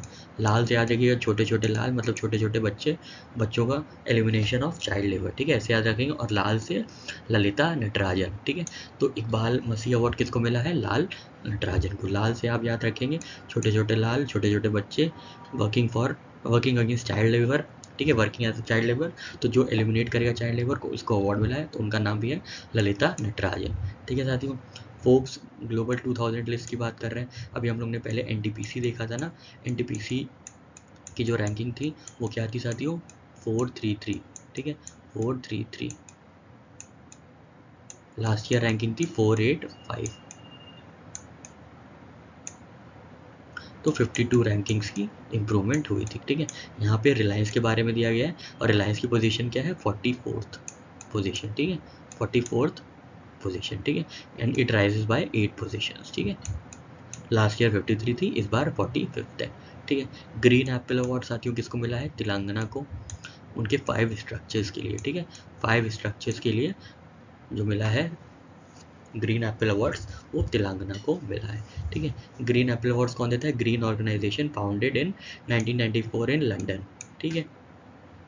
तो 5 सिलेक्टेड बिल्डिंग्स कौन कौन सी हैं देख लेते हैं। Maujam Jahi market, Durgam Cheruvu cable bridge, BR Ambedkar Telangana state secretariat building, integrated command control centre of Telangana police और यदाद्री टेम्पल, ठीक है, यदाद्री टेम्पल। ये 5 स्ट्रक्चर्स हैं जिनको ग्रीन एप्पल अवार्ड्स मिला है, ठीक है। तो याद रखेंगे ग्रीन एप्पल अवार्ड्स को तेल में बनाया गया है, ठीक है, ग्रीन एप्पल को तेल में बनाया गया है, ठीक है। ग्रीन एप्पल को कहाँ बनाया गया है, तेल में। तेल से याद रखेंगे तेलंगाना के 5 structures have been chosen for green apple awards, ठीक है। जल्दी से एक बार फिर से रिवाइज कर लेते हैं। इकबाल से क्या याद रखेंगे, लाल इकबाल, लाल से याद रखेंगे चाइल्ड लेबर एलिमिनेशन और ललिता नटराजन, ठीक है। फोर्ब्स ग्लोबल 2000 लिस्ट में रिलायंस की रैंकिंग 45, ठीक है, रिलायंस की रैंकिंग है 45 और NTPC के 433, ठीक है। Green apple awards, green Apple को तेल में बनाया गया है, तेल से याद रखिएगा तेलंगाना के 5 स्ट्रक्चर्स को अवार्ड मिला है, ठीक है साथियों। चलिए आगे बढ़ते हैं साथियों। यहाँ पे कुछ प्राइजेज हैं हम लोग देख लेते हैं। तो एलिजाबेथ लॉन्गफोर्ड प्राइज किसको मिला है, रामचंद्र गुहा को, for his book rebels against Raj, western fighters for India's freedom. This book has won Elizabeth Longford prize for historical biography. ठीक है, तो रामचंद्र गुहा हिस्टोरियन है, इन्होंने बहुत ही prominent book India after Gandhi को भी लिखा है, पर उसके लिए इनको प्राइज़ नहीं मिला, इनको प्राइज़ मिला है रिबेल्स अगेंस्ट राज के लिए। ठीक है, western fighters for India's freedom. ठीक है, कौन सा प्राइज़? Elizabeth Longford price. ठीक है, कौन सी बुक के लिए? रिबेल्स अगेंस्ट द राज। ठीक है, तो ब्रिटिश राज था ना, ब्रिटिश राज था, ध्यान रखिएगा। ब्रिटिश राज क्या था? क्राउन राज था। क्राउन मतलब एलिजाबेथ क्राउन होल्ड करती थी ना, तो एलिजाबेथ का लॉन्गफोर्ड प्राइज़ जो है रेबल्स अगेंस्ट राज की बुक को मिला है, और ये इनको किसने लिखा है? इनको लिखा है रामचंद्र गुहा साहब ने। ठीक है, नेक्स्ट है साथियों ईट राइट स्टेशन टैग। ठीक है, तो ईट राइट स्टेशन टैग किसको मिला है? गुवाहाटी रेलवे स्टेशन को मिला है। ठीक है, याद रखिएगा ईट राइट स्टेशन टैग उसको मिलेगा जो गुआवा देता है, जो स्टेशन में गुआवा मिलता है। ठीक है, गुआवा से GUWA, ठीक है, गुआवा, तो गुआवा से याद रखिएगा गुवाहाटी। ठीक है, गुवाहाटी याद रखिएगा। Food safety and standard authority of India has awarded eat right station certification to Guwahati railway station for its provision of high quality and nutrition food to passengers. ठीक है, मध्य प्रदेश में सबसे ज़्यादा ईट राइट स्टेशन है। ठीक है, विद 18। ठीक है, फिर से देख लेते हैं, तो ईट राइट कहाँ? ईट राइट स्टेशन टैग उसको मिलेगा जिस स्टेशन में गुआवा मिलता होगा। गुआवा से क्या होता है? गुवाहाटी। ठीक है, तो गुवाहाटी को ईट राइट स्टेशन का टैग मिला है, और सबसे ज़्यादा ईट राइट स्टेशन कहाँ पे हैं?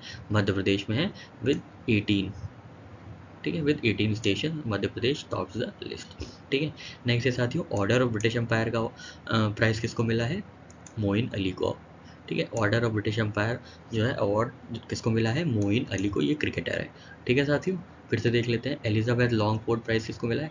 तो एलिजाबेथ राज। ठीक है, ये क्राउन राज था, तो बुक का नाम है रिबेल्स अगेंस्ट राज, जिसको मिला है आर से ही रामचंद्र गुहा साहब को। ठीक है, ईट राइट स्टेशन का टैग उसको मिलेगा जिस स्टेशन पे गुआवा मिलता होगा। गुआवा कहाँ मिलता है? गुआवा गुवाहाटी में मिलता है। ठीक है, सबसे ज़्यादा ईट राइट स्टेशन कहाँ पे हैं? मध्य प्रदेश में हैं, कितने? 18। ठीक है, ऑर्डर ऑफ ब्रिटिश एम्पायर किसको मिला है? मोइन अली। ठीक है, मोइन अली। ठीक है साथियों, चलिए आगे बढ़ते हैं। नेक्स्ट न्यूज़ है साथियों प्रधानमंत्री म्यूजियम एंड लाइब्रेरी सोसाइटी से रिलेटेड। तो prime minister museum and library society का नाम एक्चुअली बदल दिया गया है, जिसका नाम पहले था कि Nehru memorial museum and library society, उसका नाम अब रख दिया गया है prime ministers museum and library society. ठीक है, तो किसका नाम बदल के रखा गया है? Nehru memorial museum and library society. ठीक है, ये किसने बताया? ये डिफेंस मिनिस्टर श्री राजनाथ सिंह जी ने बताया, जो कि वाइस प्रेसिडेंट है Nehru memorial museum and library society के। ठीक है, और ये जो फाउंडेशन थी NMML की, मतलब Nehru memorial museum and library society की, वो रखी गई थी प्राइम मिनिस्टर लाल बहादुर शास्त्री द्वारा। ठीक है, थोड़ा सा स्टैटिक है, ध्यान दीजिएगा, हो सकता है पूछ लें कि इसकी नींव किसने रखी थी, इसकी फाउंडेशन किसने रखी थी। ठीक है, तो इसकी फाउंडेशन रखी थी श्री लाल बहादुर शास्त्री जी ने। ठीक है साथियों, Nehru memorial museum and library society का नाम बदल के रख दिया गया है Prime minister museum and library society. ठीक है साथियों, सिंपल सी बात थी, और इसमें ज़्यादा जानने को कुछ नहीं है। ठीक है, चलिए चलते हैं आगे।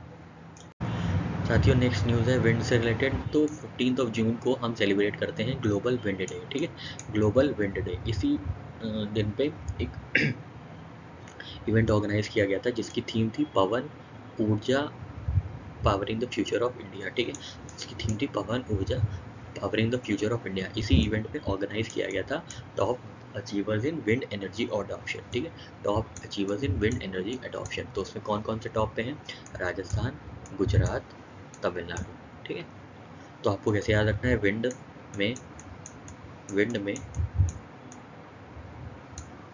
राजा जो है, विंड में राजा गुजरता है। ठीक है, जब अच्छी हवा चलती रहती है तब राजा गुजरता है, मतलब जाता है कहीं अपने शिकार करने या जो भी काम है। ठीक है, गुजरता है। ठीक है, गुजार से याद रखेंगे गुजरात, TA से तमिलनाडु, और राजा से राजस्थान। ठीक है, ये पूरी एक सीक्वेंस है 1 2 3। ठीक है, और विंड से विंड एनर्जी अडॉप्शन। ठीक है, तो विंड एनर्जी अडॉप्शन में कौन टॉप पे है साथियों? कैसे याद रखेंगे? राजा विंड में गुजरता है। ठीक है, राजा से राजस्थान, गुजरता है से, जो कि डिकंस्ट्रक्ट करेंगे अगर इन दोनों वर्ड्स की, तो ये गुजरता से याद रखेंगे गुजरात और तमिलनाडु। ठीक है साथियों, राजस्थान, गुजरात और तमिलनाडु। और ये कब अनाउंस किया गया था? ग्लोबल विंड डे के दिन, जो कि पड़ता है, जो कि सेलिब्रेट किया जाता है 15 जून को, ठीक है। और इसकी थीम क्या थी साथियों? पवन ऊर्जा। पवन ऊर्जा मतलब विंड एनर्जी, ठीक है, powering the future of India, ठीक है साथियों। आशा करते हैं आपको ये हैक अच्छा लगा होगा और इससे रिलेटेड सारी इन्फॉर्मेशन, ठीक है साथियों। चलिए आगे बढ़ते हैं साथियों। ये देखिए बिजनेस स्टैंडर्ड की न्यूज़ है जिसमें ये बताया गया है कि farmers FS selected for United Nations accelerator programme for food startups, ठीक है। A Kerala based startup farmer fresh zone farmers FZ has been selected for accelerator programme by FAO of United Nations, ठीक है। तो फूड एंड एग्रीकल्चर ऑर्गेनाइजेशन ने किस startup को select किया है for accelerator program? Farmer fresh zone, ठीक है, फार्मर फ्रेश जोन, ठीक है। क्योंकि फूड एंड एग्रीकल्चर की बात है तो फूड कौन उगाता है? फार्मर्स उगाते हैं, तो इसीलिए जो स्टार्टअप है उसका नाम भी फार्मर्स फ्रेश जोन है। ये किस प्रोग्राम के लिए सेलेक्ट किया गया है? एक्सेलरेटर प्रोग्राम के लिए सेलेक्ट किया गया है, ठीक है। It has figured Farmers FZ has figured in the list of 12 agri-food startups around the world for UN body to develop business, ठीक है। बिजनेस डेवलप करने के लिए इस स्टार्टअप को चुना गया है एक्सेलरेटर प्रोग्राम के अंदर। ये किसका प्रोग्राम है? ये FAO food and agriculture organisation का प्रोग्राम है, ठीक है साथियों। याद रखिएगा एक्सेलरेटर किसको एक्सेलरेट करना है? फार्मर्स को, ठीक है, फार्मर्स फ्रेश जोन के नाम से, जो भी केरला बेस्ड स्टार्टअप। और ये कहाँ का स्टार्टअप है साथियों? केरला का है, ध्यान दीजिएगा, केरला बेस्ड स्टार्टअप है ये, ठीक है। चलिए आगे बढ़ते हैं। नेक्स्ट न्यूज़ है साथियों सीपी ग्राम्स से रिलेटेड। तो सीपी ग्राम्स जो है ये ऑनलाइन प्लेटफॉर्म अवेलेबल है जहाँ पे सिटीजन्स अपने ग्रीवेंसेस को लॉन्च कर सकते हैं और वहाँ से उनका रिट्रेसल हो जाएगा, ठीक है। तो centralised public grievance redressal and monitoring system is an online platform available to citizens 24/7 to launch their grievances and to any public authorities on any subject related to service delivery, ठीक है।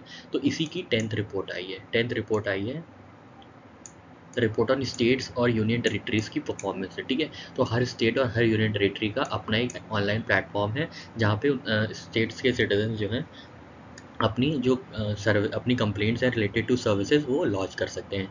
तो उसी के रिहर्सल के लिए ये report आई है जिसमें बताया गया है government of Uttar Pradesh tops the ranking in states with more than 15,000 grievances, ठीक है। तो 15,000 से ज़्यादा ग्रीवेंसेस को सॉल्व करने के लिए उत्तर प्रदेश सबसे टॉप पे है, followed by Jharkhand and Madhya Pradesh.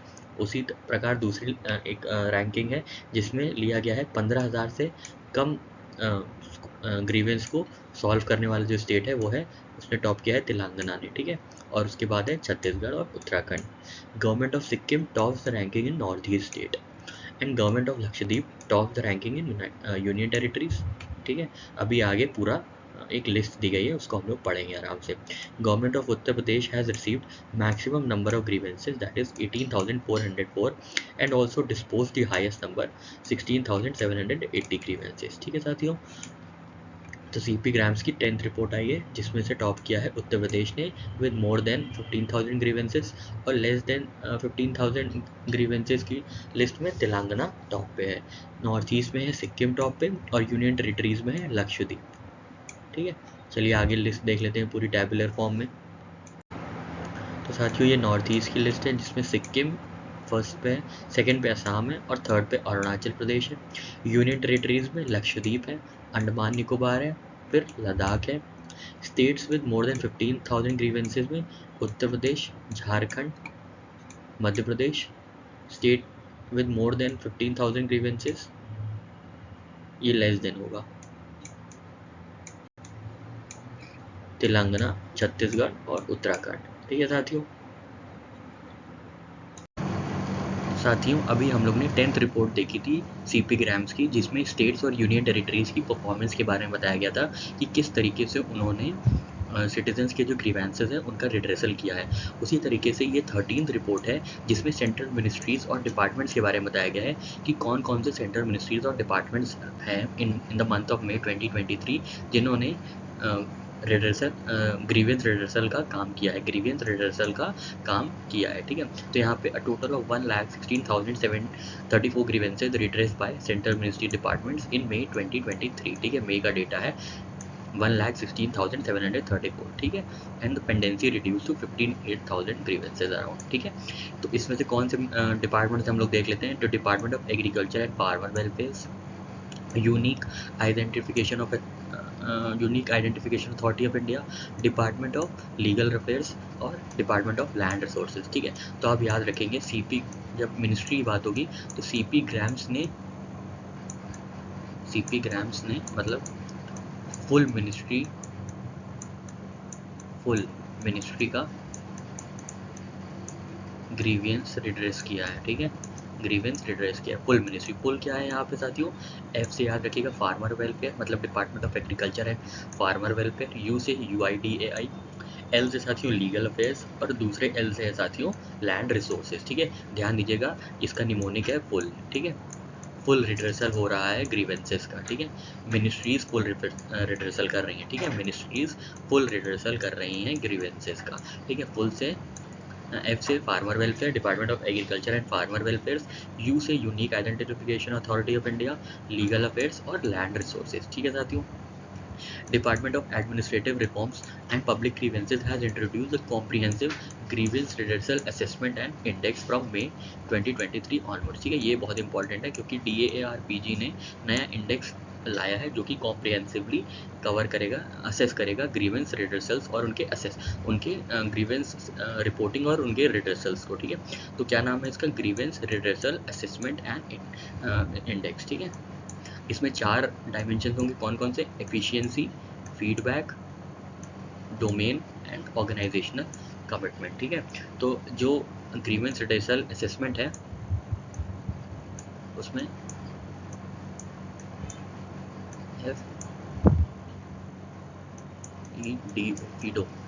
FIDO याद रखिएगा, ठीक है। यहाँ पे फुल और यहाँ पे फीडो, ठीक है। Feedback, efficiency, domain and organisational commitment, ठीक है।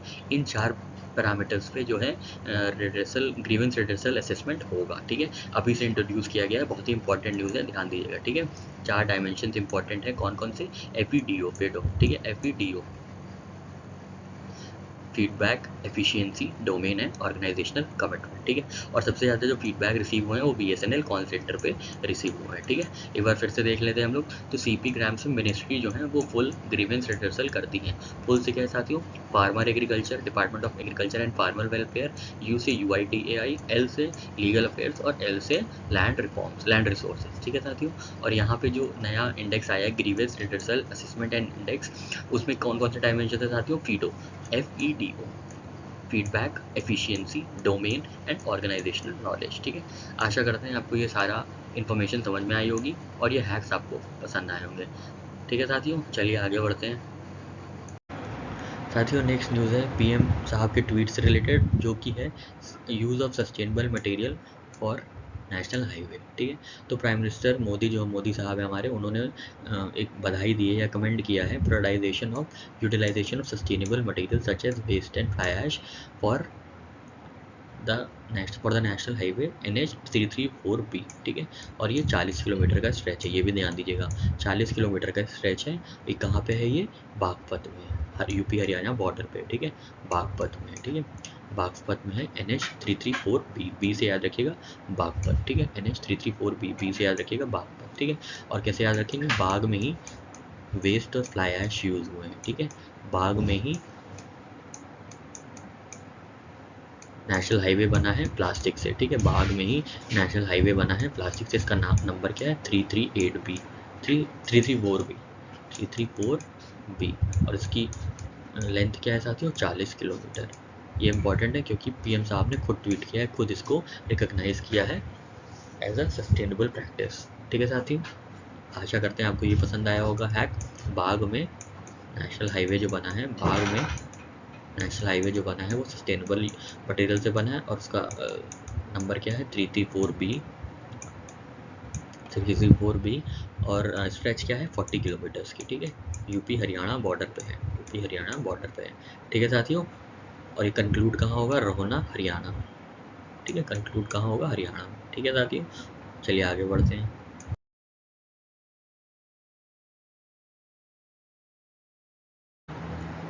साथियों। यहाँ पे 2 बुक हैं, हम लोग जल्दी से देख लेते हैं। तो पहली बुक है mastering residential real estate by Ashwinder Singh, ठीक है।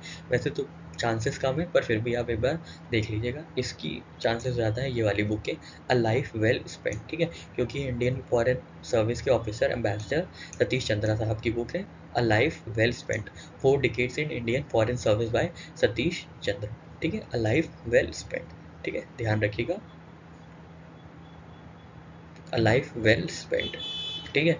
याद रखिएगा लाइफ वेल स्पेंट कैसे याद रखेंगे, जब हम लोग सैटरडे को वेल स्पेंड करेंगे, ठीक है। हम लोग का सैटरडे वेल स्पेंड होता है, ठीक है, क्योंकि अगले दिन संडे होता है, हम लोग सोचते हैं खूब काम करेंगे और फिर मस्ती करेंगे, ठीक है। वेल स्पेंड क्या होता है हमारा सैटरडे, ठीक है, ध्यान रखिएगा वेल स्पेंड क्या होता है सैटरडे।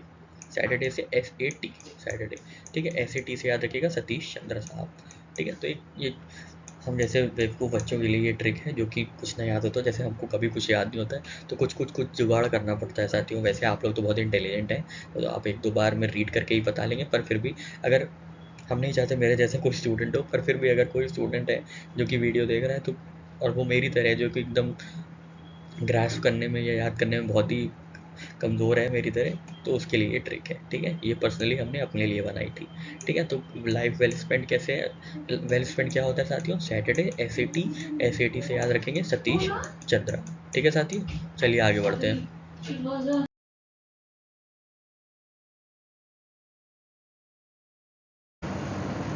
साथियों यहाँ पे दो इंपॉर्टेंट अपॉइंटमेंट्स हैं, हम लोग देख लेते हैं। तो पहला है general insurance corporation of India, दूसरा है नेशनल इंश्योरेंस कंपनी लिमिटेड, ठीक है, GIC-RE, और जो कि री इंश्योरेंस है, ओनली री इंश्योरेंस कंपनी इन इंडिया, और ये नेशनल इंश्योरेंस कंपनी लिमिटेड, ठीक है। अब साथियों यहाँ पे ये बताया गया है कि फाइनेंशियल सर्विसेज इंस्टीट्यूशन ब्यूरो ने सेलेक्ट किया है किसको, रामास्वामी नारायणन को, जो कि जनरल मैनेजर ये है जनरल GIC-RE के, एज नेक्स्ट CMD, ठीक है, नेक्स्ट CMD। तो पहले ये जनरल मैनेजर थे, अब क्या हो गए CMD हो गए हैं। कौन हो गए हैं, रामास्वामी नारायण, ठीक है, रामास्वामी नारायण। और नेशनल इंश्योरेंस कंपनी के CMD कौन हो गए हैं, राजेश्वरी सिंह मुनि। ये भी पहले जनरल मैनेजर एंड डायरेक्टर थे, अब क्या हो गए हैं CMD हो गए हैं, ठीक है। तो जनरल से आप याद रखिएगा जनरल राम, अगर आपने मैहूना मूवी देखी है तो उसमें जनरल राम रहते हैं, ठीक है, जनरल राम। और याद रखिएगा नेशनल राज, ठीक है, नेशनल राज, राज से राजेश्वरी सिंह मुनि, और जनरल राम से रामास्वामी नारायण, ठीक है। इजी ट्रिक है, 2-3 बार आप सुनेंगे आपको याद हो जाएगी, ठीक है। नेशनल राज जनरल राम, ठीक है, जनरल राम नेशनल राज, ठीक है। नहीं तो आप अगर भूल जाए तो ये भी याद रखिएगा, नेशनल से याद रखिएगा नाराज, ठीक है, नाराज हो गए, ठीक है ना, नाराज, ठीक है। तो NA से याद रखिएगा नेशनल NICL, और राज से राजेश्वरी सिंह मुनि, ठीक है साथियों। अब तो आपको एकदम क्लैरिटी हो गई ना कि नेशनल इंश्योरेंस में कौन सेलेक्ट हुआ है, CMD के तौर पे अपॉइंट हुआ है, और जनरल इंश्योरेंस पे कौन CMD के तौर पे अपॉइंट हुआ है, ठीक है साथियों। चलिए आगे बढ़ते हैं।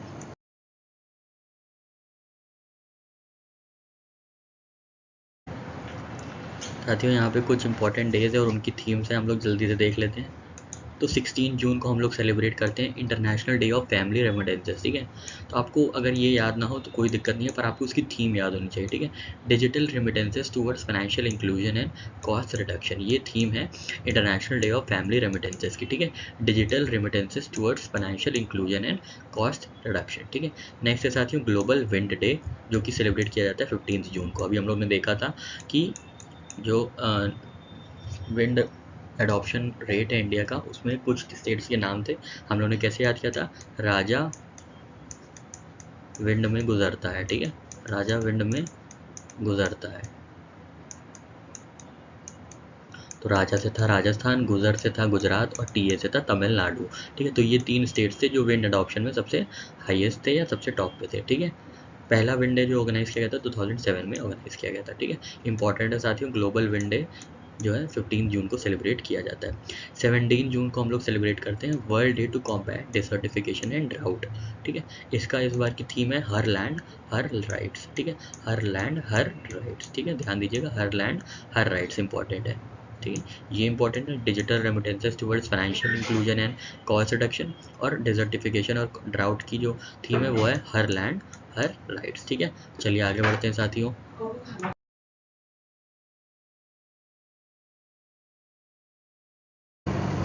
साथियों ये न्यूज़ स्पोर्ट्स सेक्शन से है, जहाँ पे स्पेशल ओलंपिक वर्ल्ड गेम्स हो रहे हैं जर्मनी में, ठीक है। स्पेशल ओलंपिक्स वर्ल्ड गेम्स हो रहे हैं जर्मनी में, जहाँ पे इंडियन बटालियन गई है विद 280 मेंबर्स, ठीक है। इंडिया की यूनिट में कितने मेंबर्स हैं? 280 मेंबर्स, ठीक है। और ये कितने मेडल्स के लिए फाइट करेंगे या कितने स्पोर्ट्स डिसिप्लिन के लिए फाइट करेंगे? 16, ठीक है। तो ध्यान दीजिएगा 16 स्पोर्ट्स डिसिप्लिन है। स्पेशल ओलंपिक वर्ल्ड गेम्स कहाँ हो रहा है? बर्लिन जर्मनी में, ठीक है। जर्मनी में हो रहा है और कितने मेंबर्स हैं? कंप्राइजेस 280 मेंबर्स, ठीक है। 280 मेंबर्स, ठीक है। बाकी जैसे जैसे इवेंट्स होते जाएंगे वैसे वैसे हम आपको अपडेट करते जाएंगे, ठीक है। अभी के लिए फिलहाल इतना याद रखिए कि स्पेशल ओलंपिक वर्ल्ड गेम्स कहाँ हो रहे हैं? जर्मनी में हो रहे हैं, ठीक है। जर्मनी में, और कितने डिसिप्लिन? 16 डिसिप्लिन, ठीक है साथियों। और 280 मेंबर्स गए हैं इंडिया से, ठीक है साथियों। चलिए आगे बढ़ते हैं।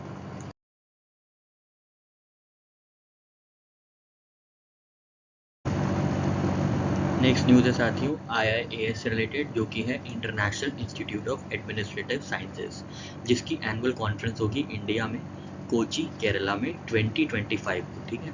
इस साल नहीं, अगले साल नहीं, 2025 में, ठीक है। तो इंडिया टू होस्ट IIAS मतलब Indian international institute of administrative sciences annual conference 2025 at Kochi with theme next generation administrative reforms empowering citizens and reaching the last mile. Important है क्योंकि ये फिगर बहुत इंपॉर्टेंट हो जाती है अगर आसपास ना हो तो, या इस साल या करंट ईयर में या फॉलो ऑन करंट ईयर में ना हो, ठीक है। तो 2025 को इंडिया क्या होस्ट करेगा? Annual conference international institute of administrative sciences की, ठीक है। International institute of administrative sciences 1930 में स्टैब्लिश हुआ था और इसका हेडक्वार्टर्स है ब्रसल्स बेल्जियम में, ठीक है। ब्रसल्स बेल्जियम में, ठीक है। बस आपको याद रखना है कि ये जो कॉन्फ्रेंस होगी वो 2025 में होगी और इसका हेडक्वार्टर है ब्रसल्स बेल्जियम में। इस्टेब्लिश हुई है 1930 में। और इंडिया का जो department of administrative reforms and public grievances हैं, ये इंस्टीट्यूशनल मेंबर है इस इंस्टीट्यूट का, international institute of administrative sciences का, सिंस 1998, ठीक है। तो हम लोग ने यहाँ पे इसकी थीम देख ली, कब होगा ये देख लिया, और इसका हेडक्वार्टर कहाँ है ये देख लिया, और ये कब बना है ये भी देख लिया, ठीक है। तो इसमें 4 डायमेंशन है, आपको याद रखना है IIAS में। सबसे पहले तो इसकी एनुअल कॉन्फ्रेंस 2025 में होगी। 2025 में कहाँ होगी? कोची में होगी, ठीक है। कोची, ठीक है, कोची में होगी। तो कैसे याद रखेंगे? एडमिनिस्ट्रेशन जो होता है क्या करता है? कोच करता है, ठीक है, सिखाता है, ठीक है। एडमिनिस्ट्रेशन क्या करता है? कोच करता है। तो कोच से याद रखिएगा कोची, ठीक है। तो कोची में होगा, कब होगा साथियों? 25 में, ठीक है, 2025 में होगा। और ये कब स्टैब्लिश हुआ था? ये 1930 में स्टैब्लिश हुआ था और इसका हेडक्वार्टर है वो है ब्रसल्स बेल्जियम में, ठीक है साथियों। और इसकी जो थीम है वो है नेक्स्ट जनरेशन एडमिनिस्ट्रेटिव रिफॉर्म्स, ठीक है। Next generation administrative reforms. Administration क्या करता है? कोच करता है। कोच से याद रखेंगे कोची, ठीक, कोच से याद रखेंगे कोची। कब होगा? 2025 में, ठीक है साथियों। चलिए बढ़ते हैं अपने नेक्स्ट इन्फॉर्मेशन की ओर। नेक्स्ट न्यूज़ है साथियों W20 से रिलेटेड। जैसे G20 है ग्रुप ऑफ 20 कंट्रीज़, वैसे ही W20 है W20 विमेन 20, ठीक है। तो ये विमेन ओरिएंटेड पॉलिसीज़ और प्रोग्राम्स के लिए ऑर्गेनाइज की जाती हैं, मीटिंग्स होती हैं, ठीक है। ये भी G20 का ही ऑफशूट है, ठीक है। तो विमेन 20 समिट जो कि हो रही है तमिलनाडु में, ध्यान दीजिएगा, ठीक है, with the theme women lead development transform, ठीक है। विमेन लेड डेवलपमेंट ट्रांसफॉर्म, ठीक है। तो इनॉग्रल सेशन था, तो उसमें W20 कम्युनिकेट किया गया था, मतलब कम्युनिकेट किया गया था लोगों को कि की प्रायोरिटी एरियाज जो हैं वो हैं climate change, women entrepreneurship, gender judicial divide, grass roots women leadership, education and skill development, ठीक है। अब ये कब बना था? W20 is the official G20 engagement group created in 2015, ठीक है। W20 कब क्रिएट किया गया था साथियों? विमेन 20 2015 में, 2015 में इसकी स्थापना हुई थी, ठीक है। विमेन 20 W20 की, ठीक है। तो आप याद रखिएगा वुमेन मिल रही हैं, ठीक है। मिल रही हैं मतलब तमिल, ठीक है, तमिलनाडु में हुई है, ठीक है, महाबलीपुरम में, तमिल, ठीक है। वुमेन मिल रही हैं, ठीक है। वुमेन आपस में W20 वुमेन आपस में मिल रही हैं, ठीक है। कहाँ मिल रही हैं साथियों? तमिलनाडु में, ठीक है। और इसकी थीम क्या है? विमेन लेड डेवलपमेंट ट्रांसफॉर्म, ठीक है। विमेन लेड डेवलपमेंट, ठीक है। W20 का काम ही है विमेन लेड डेवलपमेंट करना, ठीक है। तो यही इसकी थीम भी है, ठीक है साथियों। आशा करते हैं आपको ये ट्रिक अच्छी लगी होगी, मिल वाली। W20 मिल रही है और W20 का काम क्या है? विमेन लेड डेवलपमेंट, जो कि इसकी थीम भी है, ठीक है। आशा करते हैं आपको ये हैक अच्छा लगा होगा। अब हम लोग चलेंगे अपने अगले न्यूज़ की ओर। नेक्स्ट न्यूज़ है साथियों G20 एग्रीकल्चर वर्किंग ग्रुप से रिलेटेड। ठीक है, तो 3 दिवसीय G20 एग्रीकल्चर वर्किंग ग्रुप की जो मीटिंग हुई वो कहाँ हुई थी साथियों? हैदराबाद में। ठीक है, तो इसको कैसे याद रखेंगे? एग्रीकल्चर हमेशा हाइड्रेटेड ठीक है, हाइड्रेटेड रहे।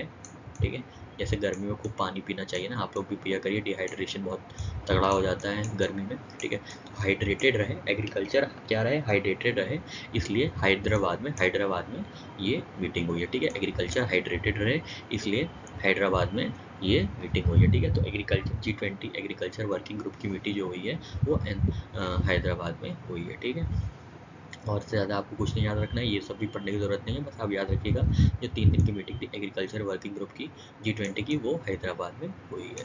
ठीक है साथियों, चलिए आगे बढ़ते हैं।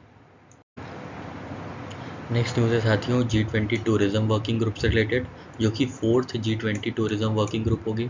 ठीक है, तो 4th G20 tourism working group जो मीट हो रही है वो हो रही है गोवा में। ठीक है, इन लोगों को भी मन करता है खूब गोवा में जाके चिल करने का और बियर पीने का। ठीक है, अरे साथियों ऐसे ही मजाक कर रहे हैं, मतलब G20 टूरिज़्म वर्किंग ग्रुप जो हो रही है मीटिंग वो गोवा में हो रही है। ठीक है, तो ध्यान दीजिएगा टूरिज़्म कब होगा? टूरिज़्म कब होता है? जब हम लोग गोवा जाते हैं, बियर पी के चिल करते हैं। ठीक है, खैर हम तो कभी गोवा नहीं गए हैं, हम साउथ इंडिया मध्य प्रदेश के नीचे ही नहीं गए हैं, तो गोवा तो बहुत दूर है। ठीक है, मध्य प्रदेश भी एक ही बार गए हैं, बहुत छोटे में। ठीक है, चलिए खैर G20 टूरिज़्म वर्किंग ग्रुप की जो मीटिंग होगी साथियों कहाँ हो रही है? गोवा वाले बीच पे। ध्यान रखिएगा टूरिज़्म कब होगा? गोवा वाले बीच पे। ठीक है, नेहा कक्कड़ की आवाज़ में गाया हुआ ये गाना। ठीक है, गोवा वाले बीच पे, आगे पता नहीं क्या है। ठीक है, तो G20 टूरिज़्म वर्किंग ग्रुप जो है वो गोवा में ऑर्गेनाइज़ किया गया। ठीक है, अभी हम लोग आगे देखेंगे बाकी के 3 कहाँ पे टूरिज़्म वर्किंग ग्रुप कहाँ पे ऑर्गेनाइज़ हुआ था। साथियों ये न्यूज़ है consultative committee for ministry of defence से रिलेटेड, जो कि हुई है बेंगलुरु में। बस इतना याद रखना है आपको कि consultative committee for ministry of defence on self reliance held in Bengaluru. ठीक है, जिसको हेड किया था हमारे रक्षा मंत्री साहब हैं जो कि श्री राजनाथ सिंह ने। ठीक है, तो consultative committee for ministry of defence on self reliance in defence manufacturing held in Bengaluru. ठीक है, तो बस आपको इतना याद रखना है कि self reliance in defence manufacturing की जो कंसल्टेटिव कमेटी की मीटिंग हुई थी वो हुई थी बेंगलुरु में। ठीक है, कहाँ हुई थी साथियों? बेंगलुरु में। ठीक है, चलिए आगे बढ़ते हैं। नेक्स्ट न्यूज़ है साथियों हिंदू अमेरिकन समिट से रिलेटेड। तो इनॉग्रल हिंदू अमेरिकन समिट जो है वो यूएस कैपिटल हिल में जून 14 को शेड्यूल किया गया है। ठीक है, ध्यान दीजिएगा, बस ये पासिंग न्यूज़ है, एक बार आप ऐसे ही पढ़ लीजिएगा। ठीक है, bye group of Indian American. ठीक है, कैपिटल हिल में ये जो समिट है ये ऑर्गेनाइज किया जाएगा। ठीक है, नेक्स्ट है साथियों IIT मद्रास। तो IIT मद्रास ने डेवलप किया है IoT based method for mobile pollution monitoring. ठीक है, mobile pollution monitoring. The project known as कार्टरू aims to address the limitations of traditional stationary monitoring systems and provide valuable insights for policy making and mitigation strategies। ठीक है, तो IIT Madras ने क्या develop किया है? कार्टरू। ठीक है, तो जो मैड है वो काट देंगे। ठीक है, जो मैड चीज़ जो भी चीज़ हमको मैड कर रही है वो हम लाइफ से काट देंगे। ठीक है, तो कार्ड से याद रखिएगा कार्टरू। ठीक है, ये एयर पोल्यूशन मॉनिटरिंग की एक डिवाइस है। ठीक है, प्रोजेक्ट है सॉरी। ठीक है, तो IIT मद्रास ने लॉन्च किया है। ठीक है, हिंदू अमेरिकन समिट कहाँ होगा? यूएस कैपिटल हिल में 14 जून को। IIT मद्रास ने क्या किया? मैड होंगे तो काट देंगे। ठीक है, मैड होंगे तो काट देंगे, तो कार्टरू ये क्या है? एक प्रोजेक्ट है फॉर मोबाइल पोल्यूशन मॉनिटरिंग। ठीक है, चलिए आगे बढ़ते हैं। नेक्स्ट न्यूज़ है साथियों G20 4th education working group meeting से रिलेटेड। ठीक है, G20 4th education working group meeting से रिलेटेड। तो जो 4th एजुकेशन वर्किंग ग्रुप की मीटिंग है वो पुणे में होगी। ठीक है, अभी हम लोग ने पहले देखा था कि जो 3rd मीटिंग है किसकी? इकोनॉमी वर्किंग ग्रुप की EWG की, वो भी पुणे में होगी। और 4th एजुकेशन वर्किंग ग्रुप की मीटिंग भी कहाँ होगी? पुणे में होगी। और एक सेमिनार हुआ है जो भी थीम भी है ensuring foundational literacy and numeracy especially in the context of blended learning to be held from June 19 2023। ठीक है, तो इतनी सी न्यूज़ है, बस आप ध्यान रखिएगा ये जो 4th एजुकेशन वर्किंग ग्रुप है वो पुणे महाराष्ट्र में ऑर्गेनाइज किया जाएगा with this theme educational foundational ensuring foundational literacy and numeracy especially in the context of blended learning। ठीक है साथियों, चलिए आगे बढ़ते हैं। नेक्स्ट न्यूज़ है साथियों G20 digital economy working group से रिलेटेड, तो G20 digital economy working group का जो थर्ड मीटिंग है वो हुई थी पुणे महाराष्ट्र में, और यहीं पे हुआ था ग्लोबल DPI समिट। ठीक है, global DPI summit, digital public infrastructure summit हुआ था। कहाँ हुआ था? पुणे महाराष्ट्र में। ठीक है, पुणे महाराष्ट्र में। यहाँ पे इंडिया ने साइन किया था MOU with 4 countries, namely Armenia, Saira लियोने, Suriname, Antigua and Barbuda. ये एक ही कंट्री है कैरेबियन आइलैंड की। ठीक है, आर्मेनिया, सायरा लियोने, सूरीनाम और Antigua and Barbuda on sharing India stack, that is successful digital solutions implemented at population scale। ठीक है, तो डिजिटल पब्लिक इंफ्रास्ट्रक्चर समिट हुई थी, उसमें इंडिया ने साइन किया था 4 MOUs, किसके साथ? तो आप याद रखेंगे AA के साथ। ठीक है, AA Armenia, Antigua and Barbuda, Saira लियोने और सूरीनाम। ठीक है, बस इतनी सी इन्फॉर्मेशन है, इसको आप याद रखना है। और G20 digital economy working group का जो थर्ड मीटिंग थी वो हुई थी महाराष्ट्र में, पुणे महाराष्ट्र में। ठीक है, इसी के बाद यहाँ पे शुरू हुआ था ग्लोबल DPI समिट, मतलब डिजिटल पर पब्लिक इंफ्रास्ट्रक्चर समिट, जहाँ पे MOU साइन हुआ है किससे? AA से। ठीक है, बाकी और एक बार आप रीडिंग कर लीजिएगा, इसमें और कुछ इंपॉर्टेंट नहीं है, नहीं तो हाईलाइट कर दिया जाता। ठीक है, चलिए नेक्स्ट चलते हैं।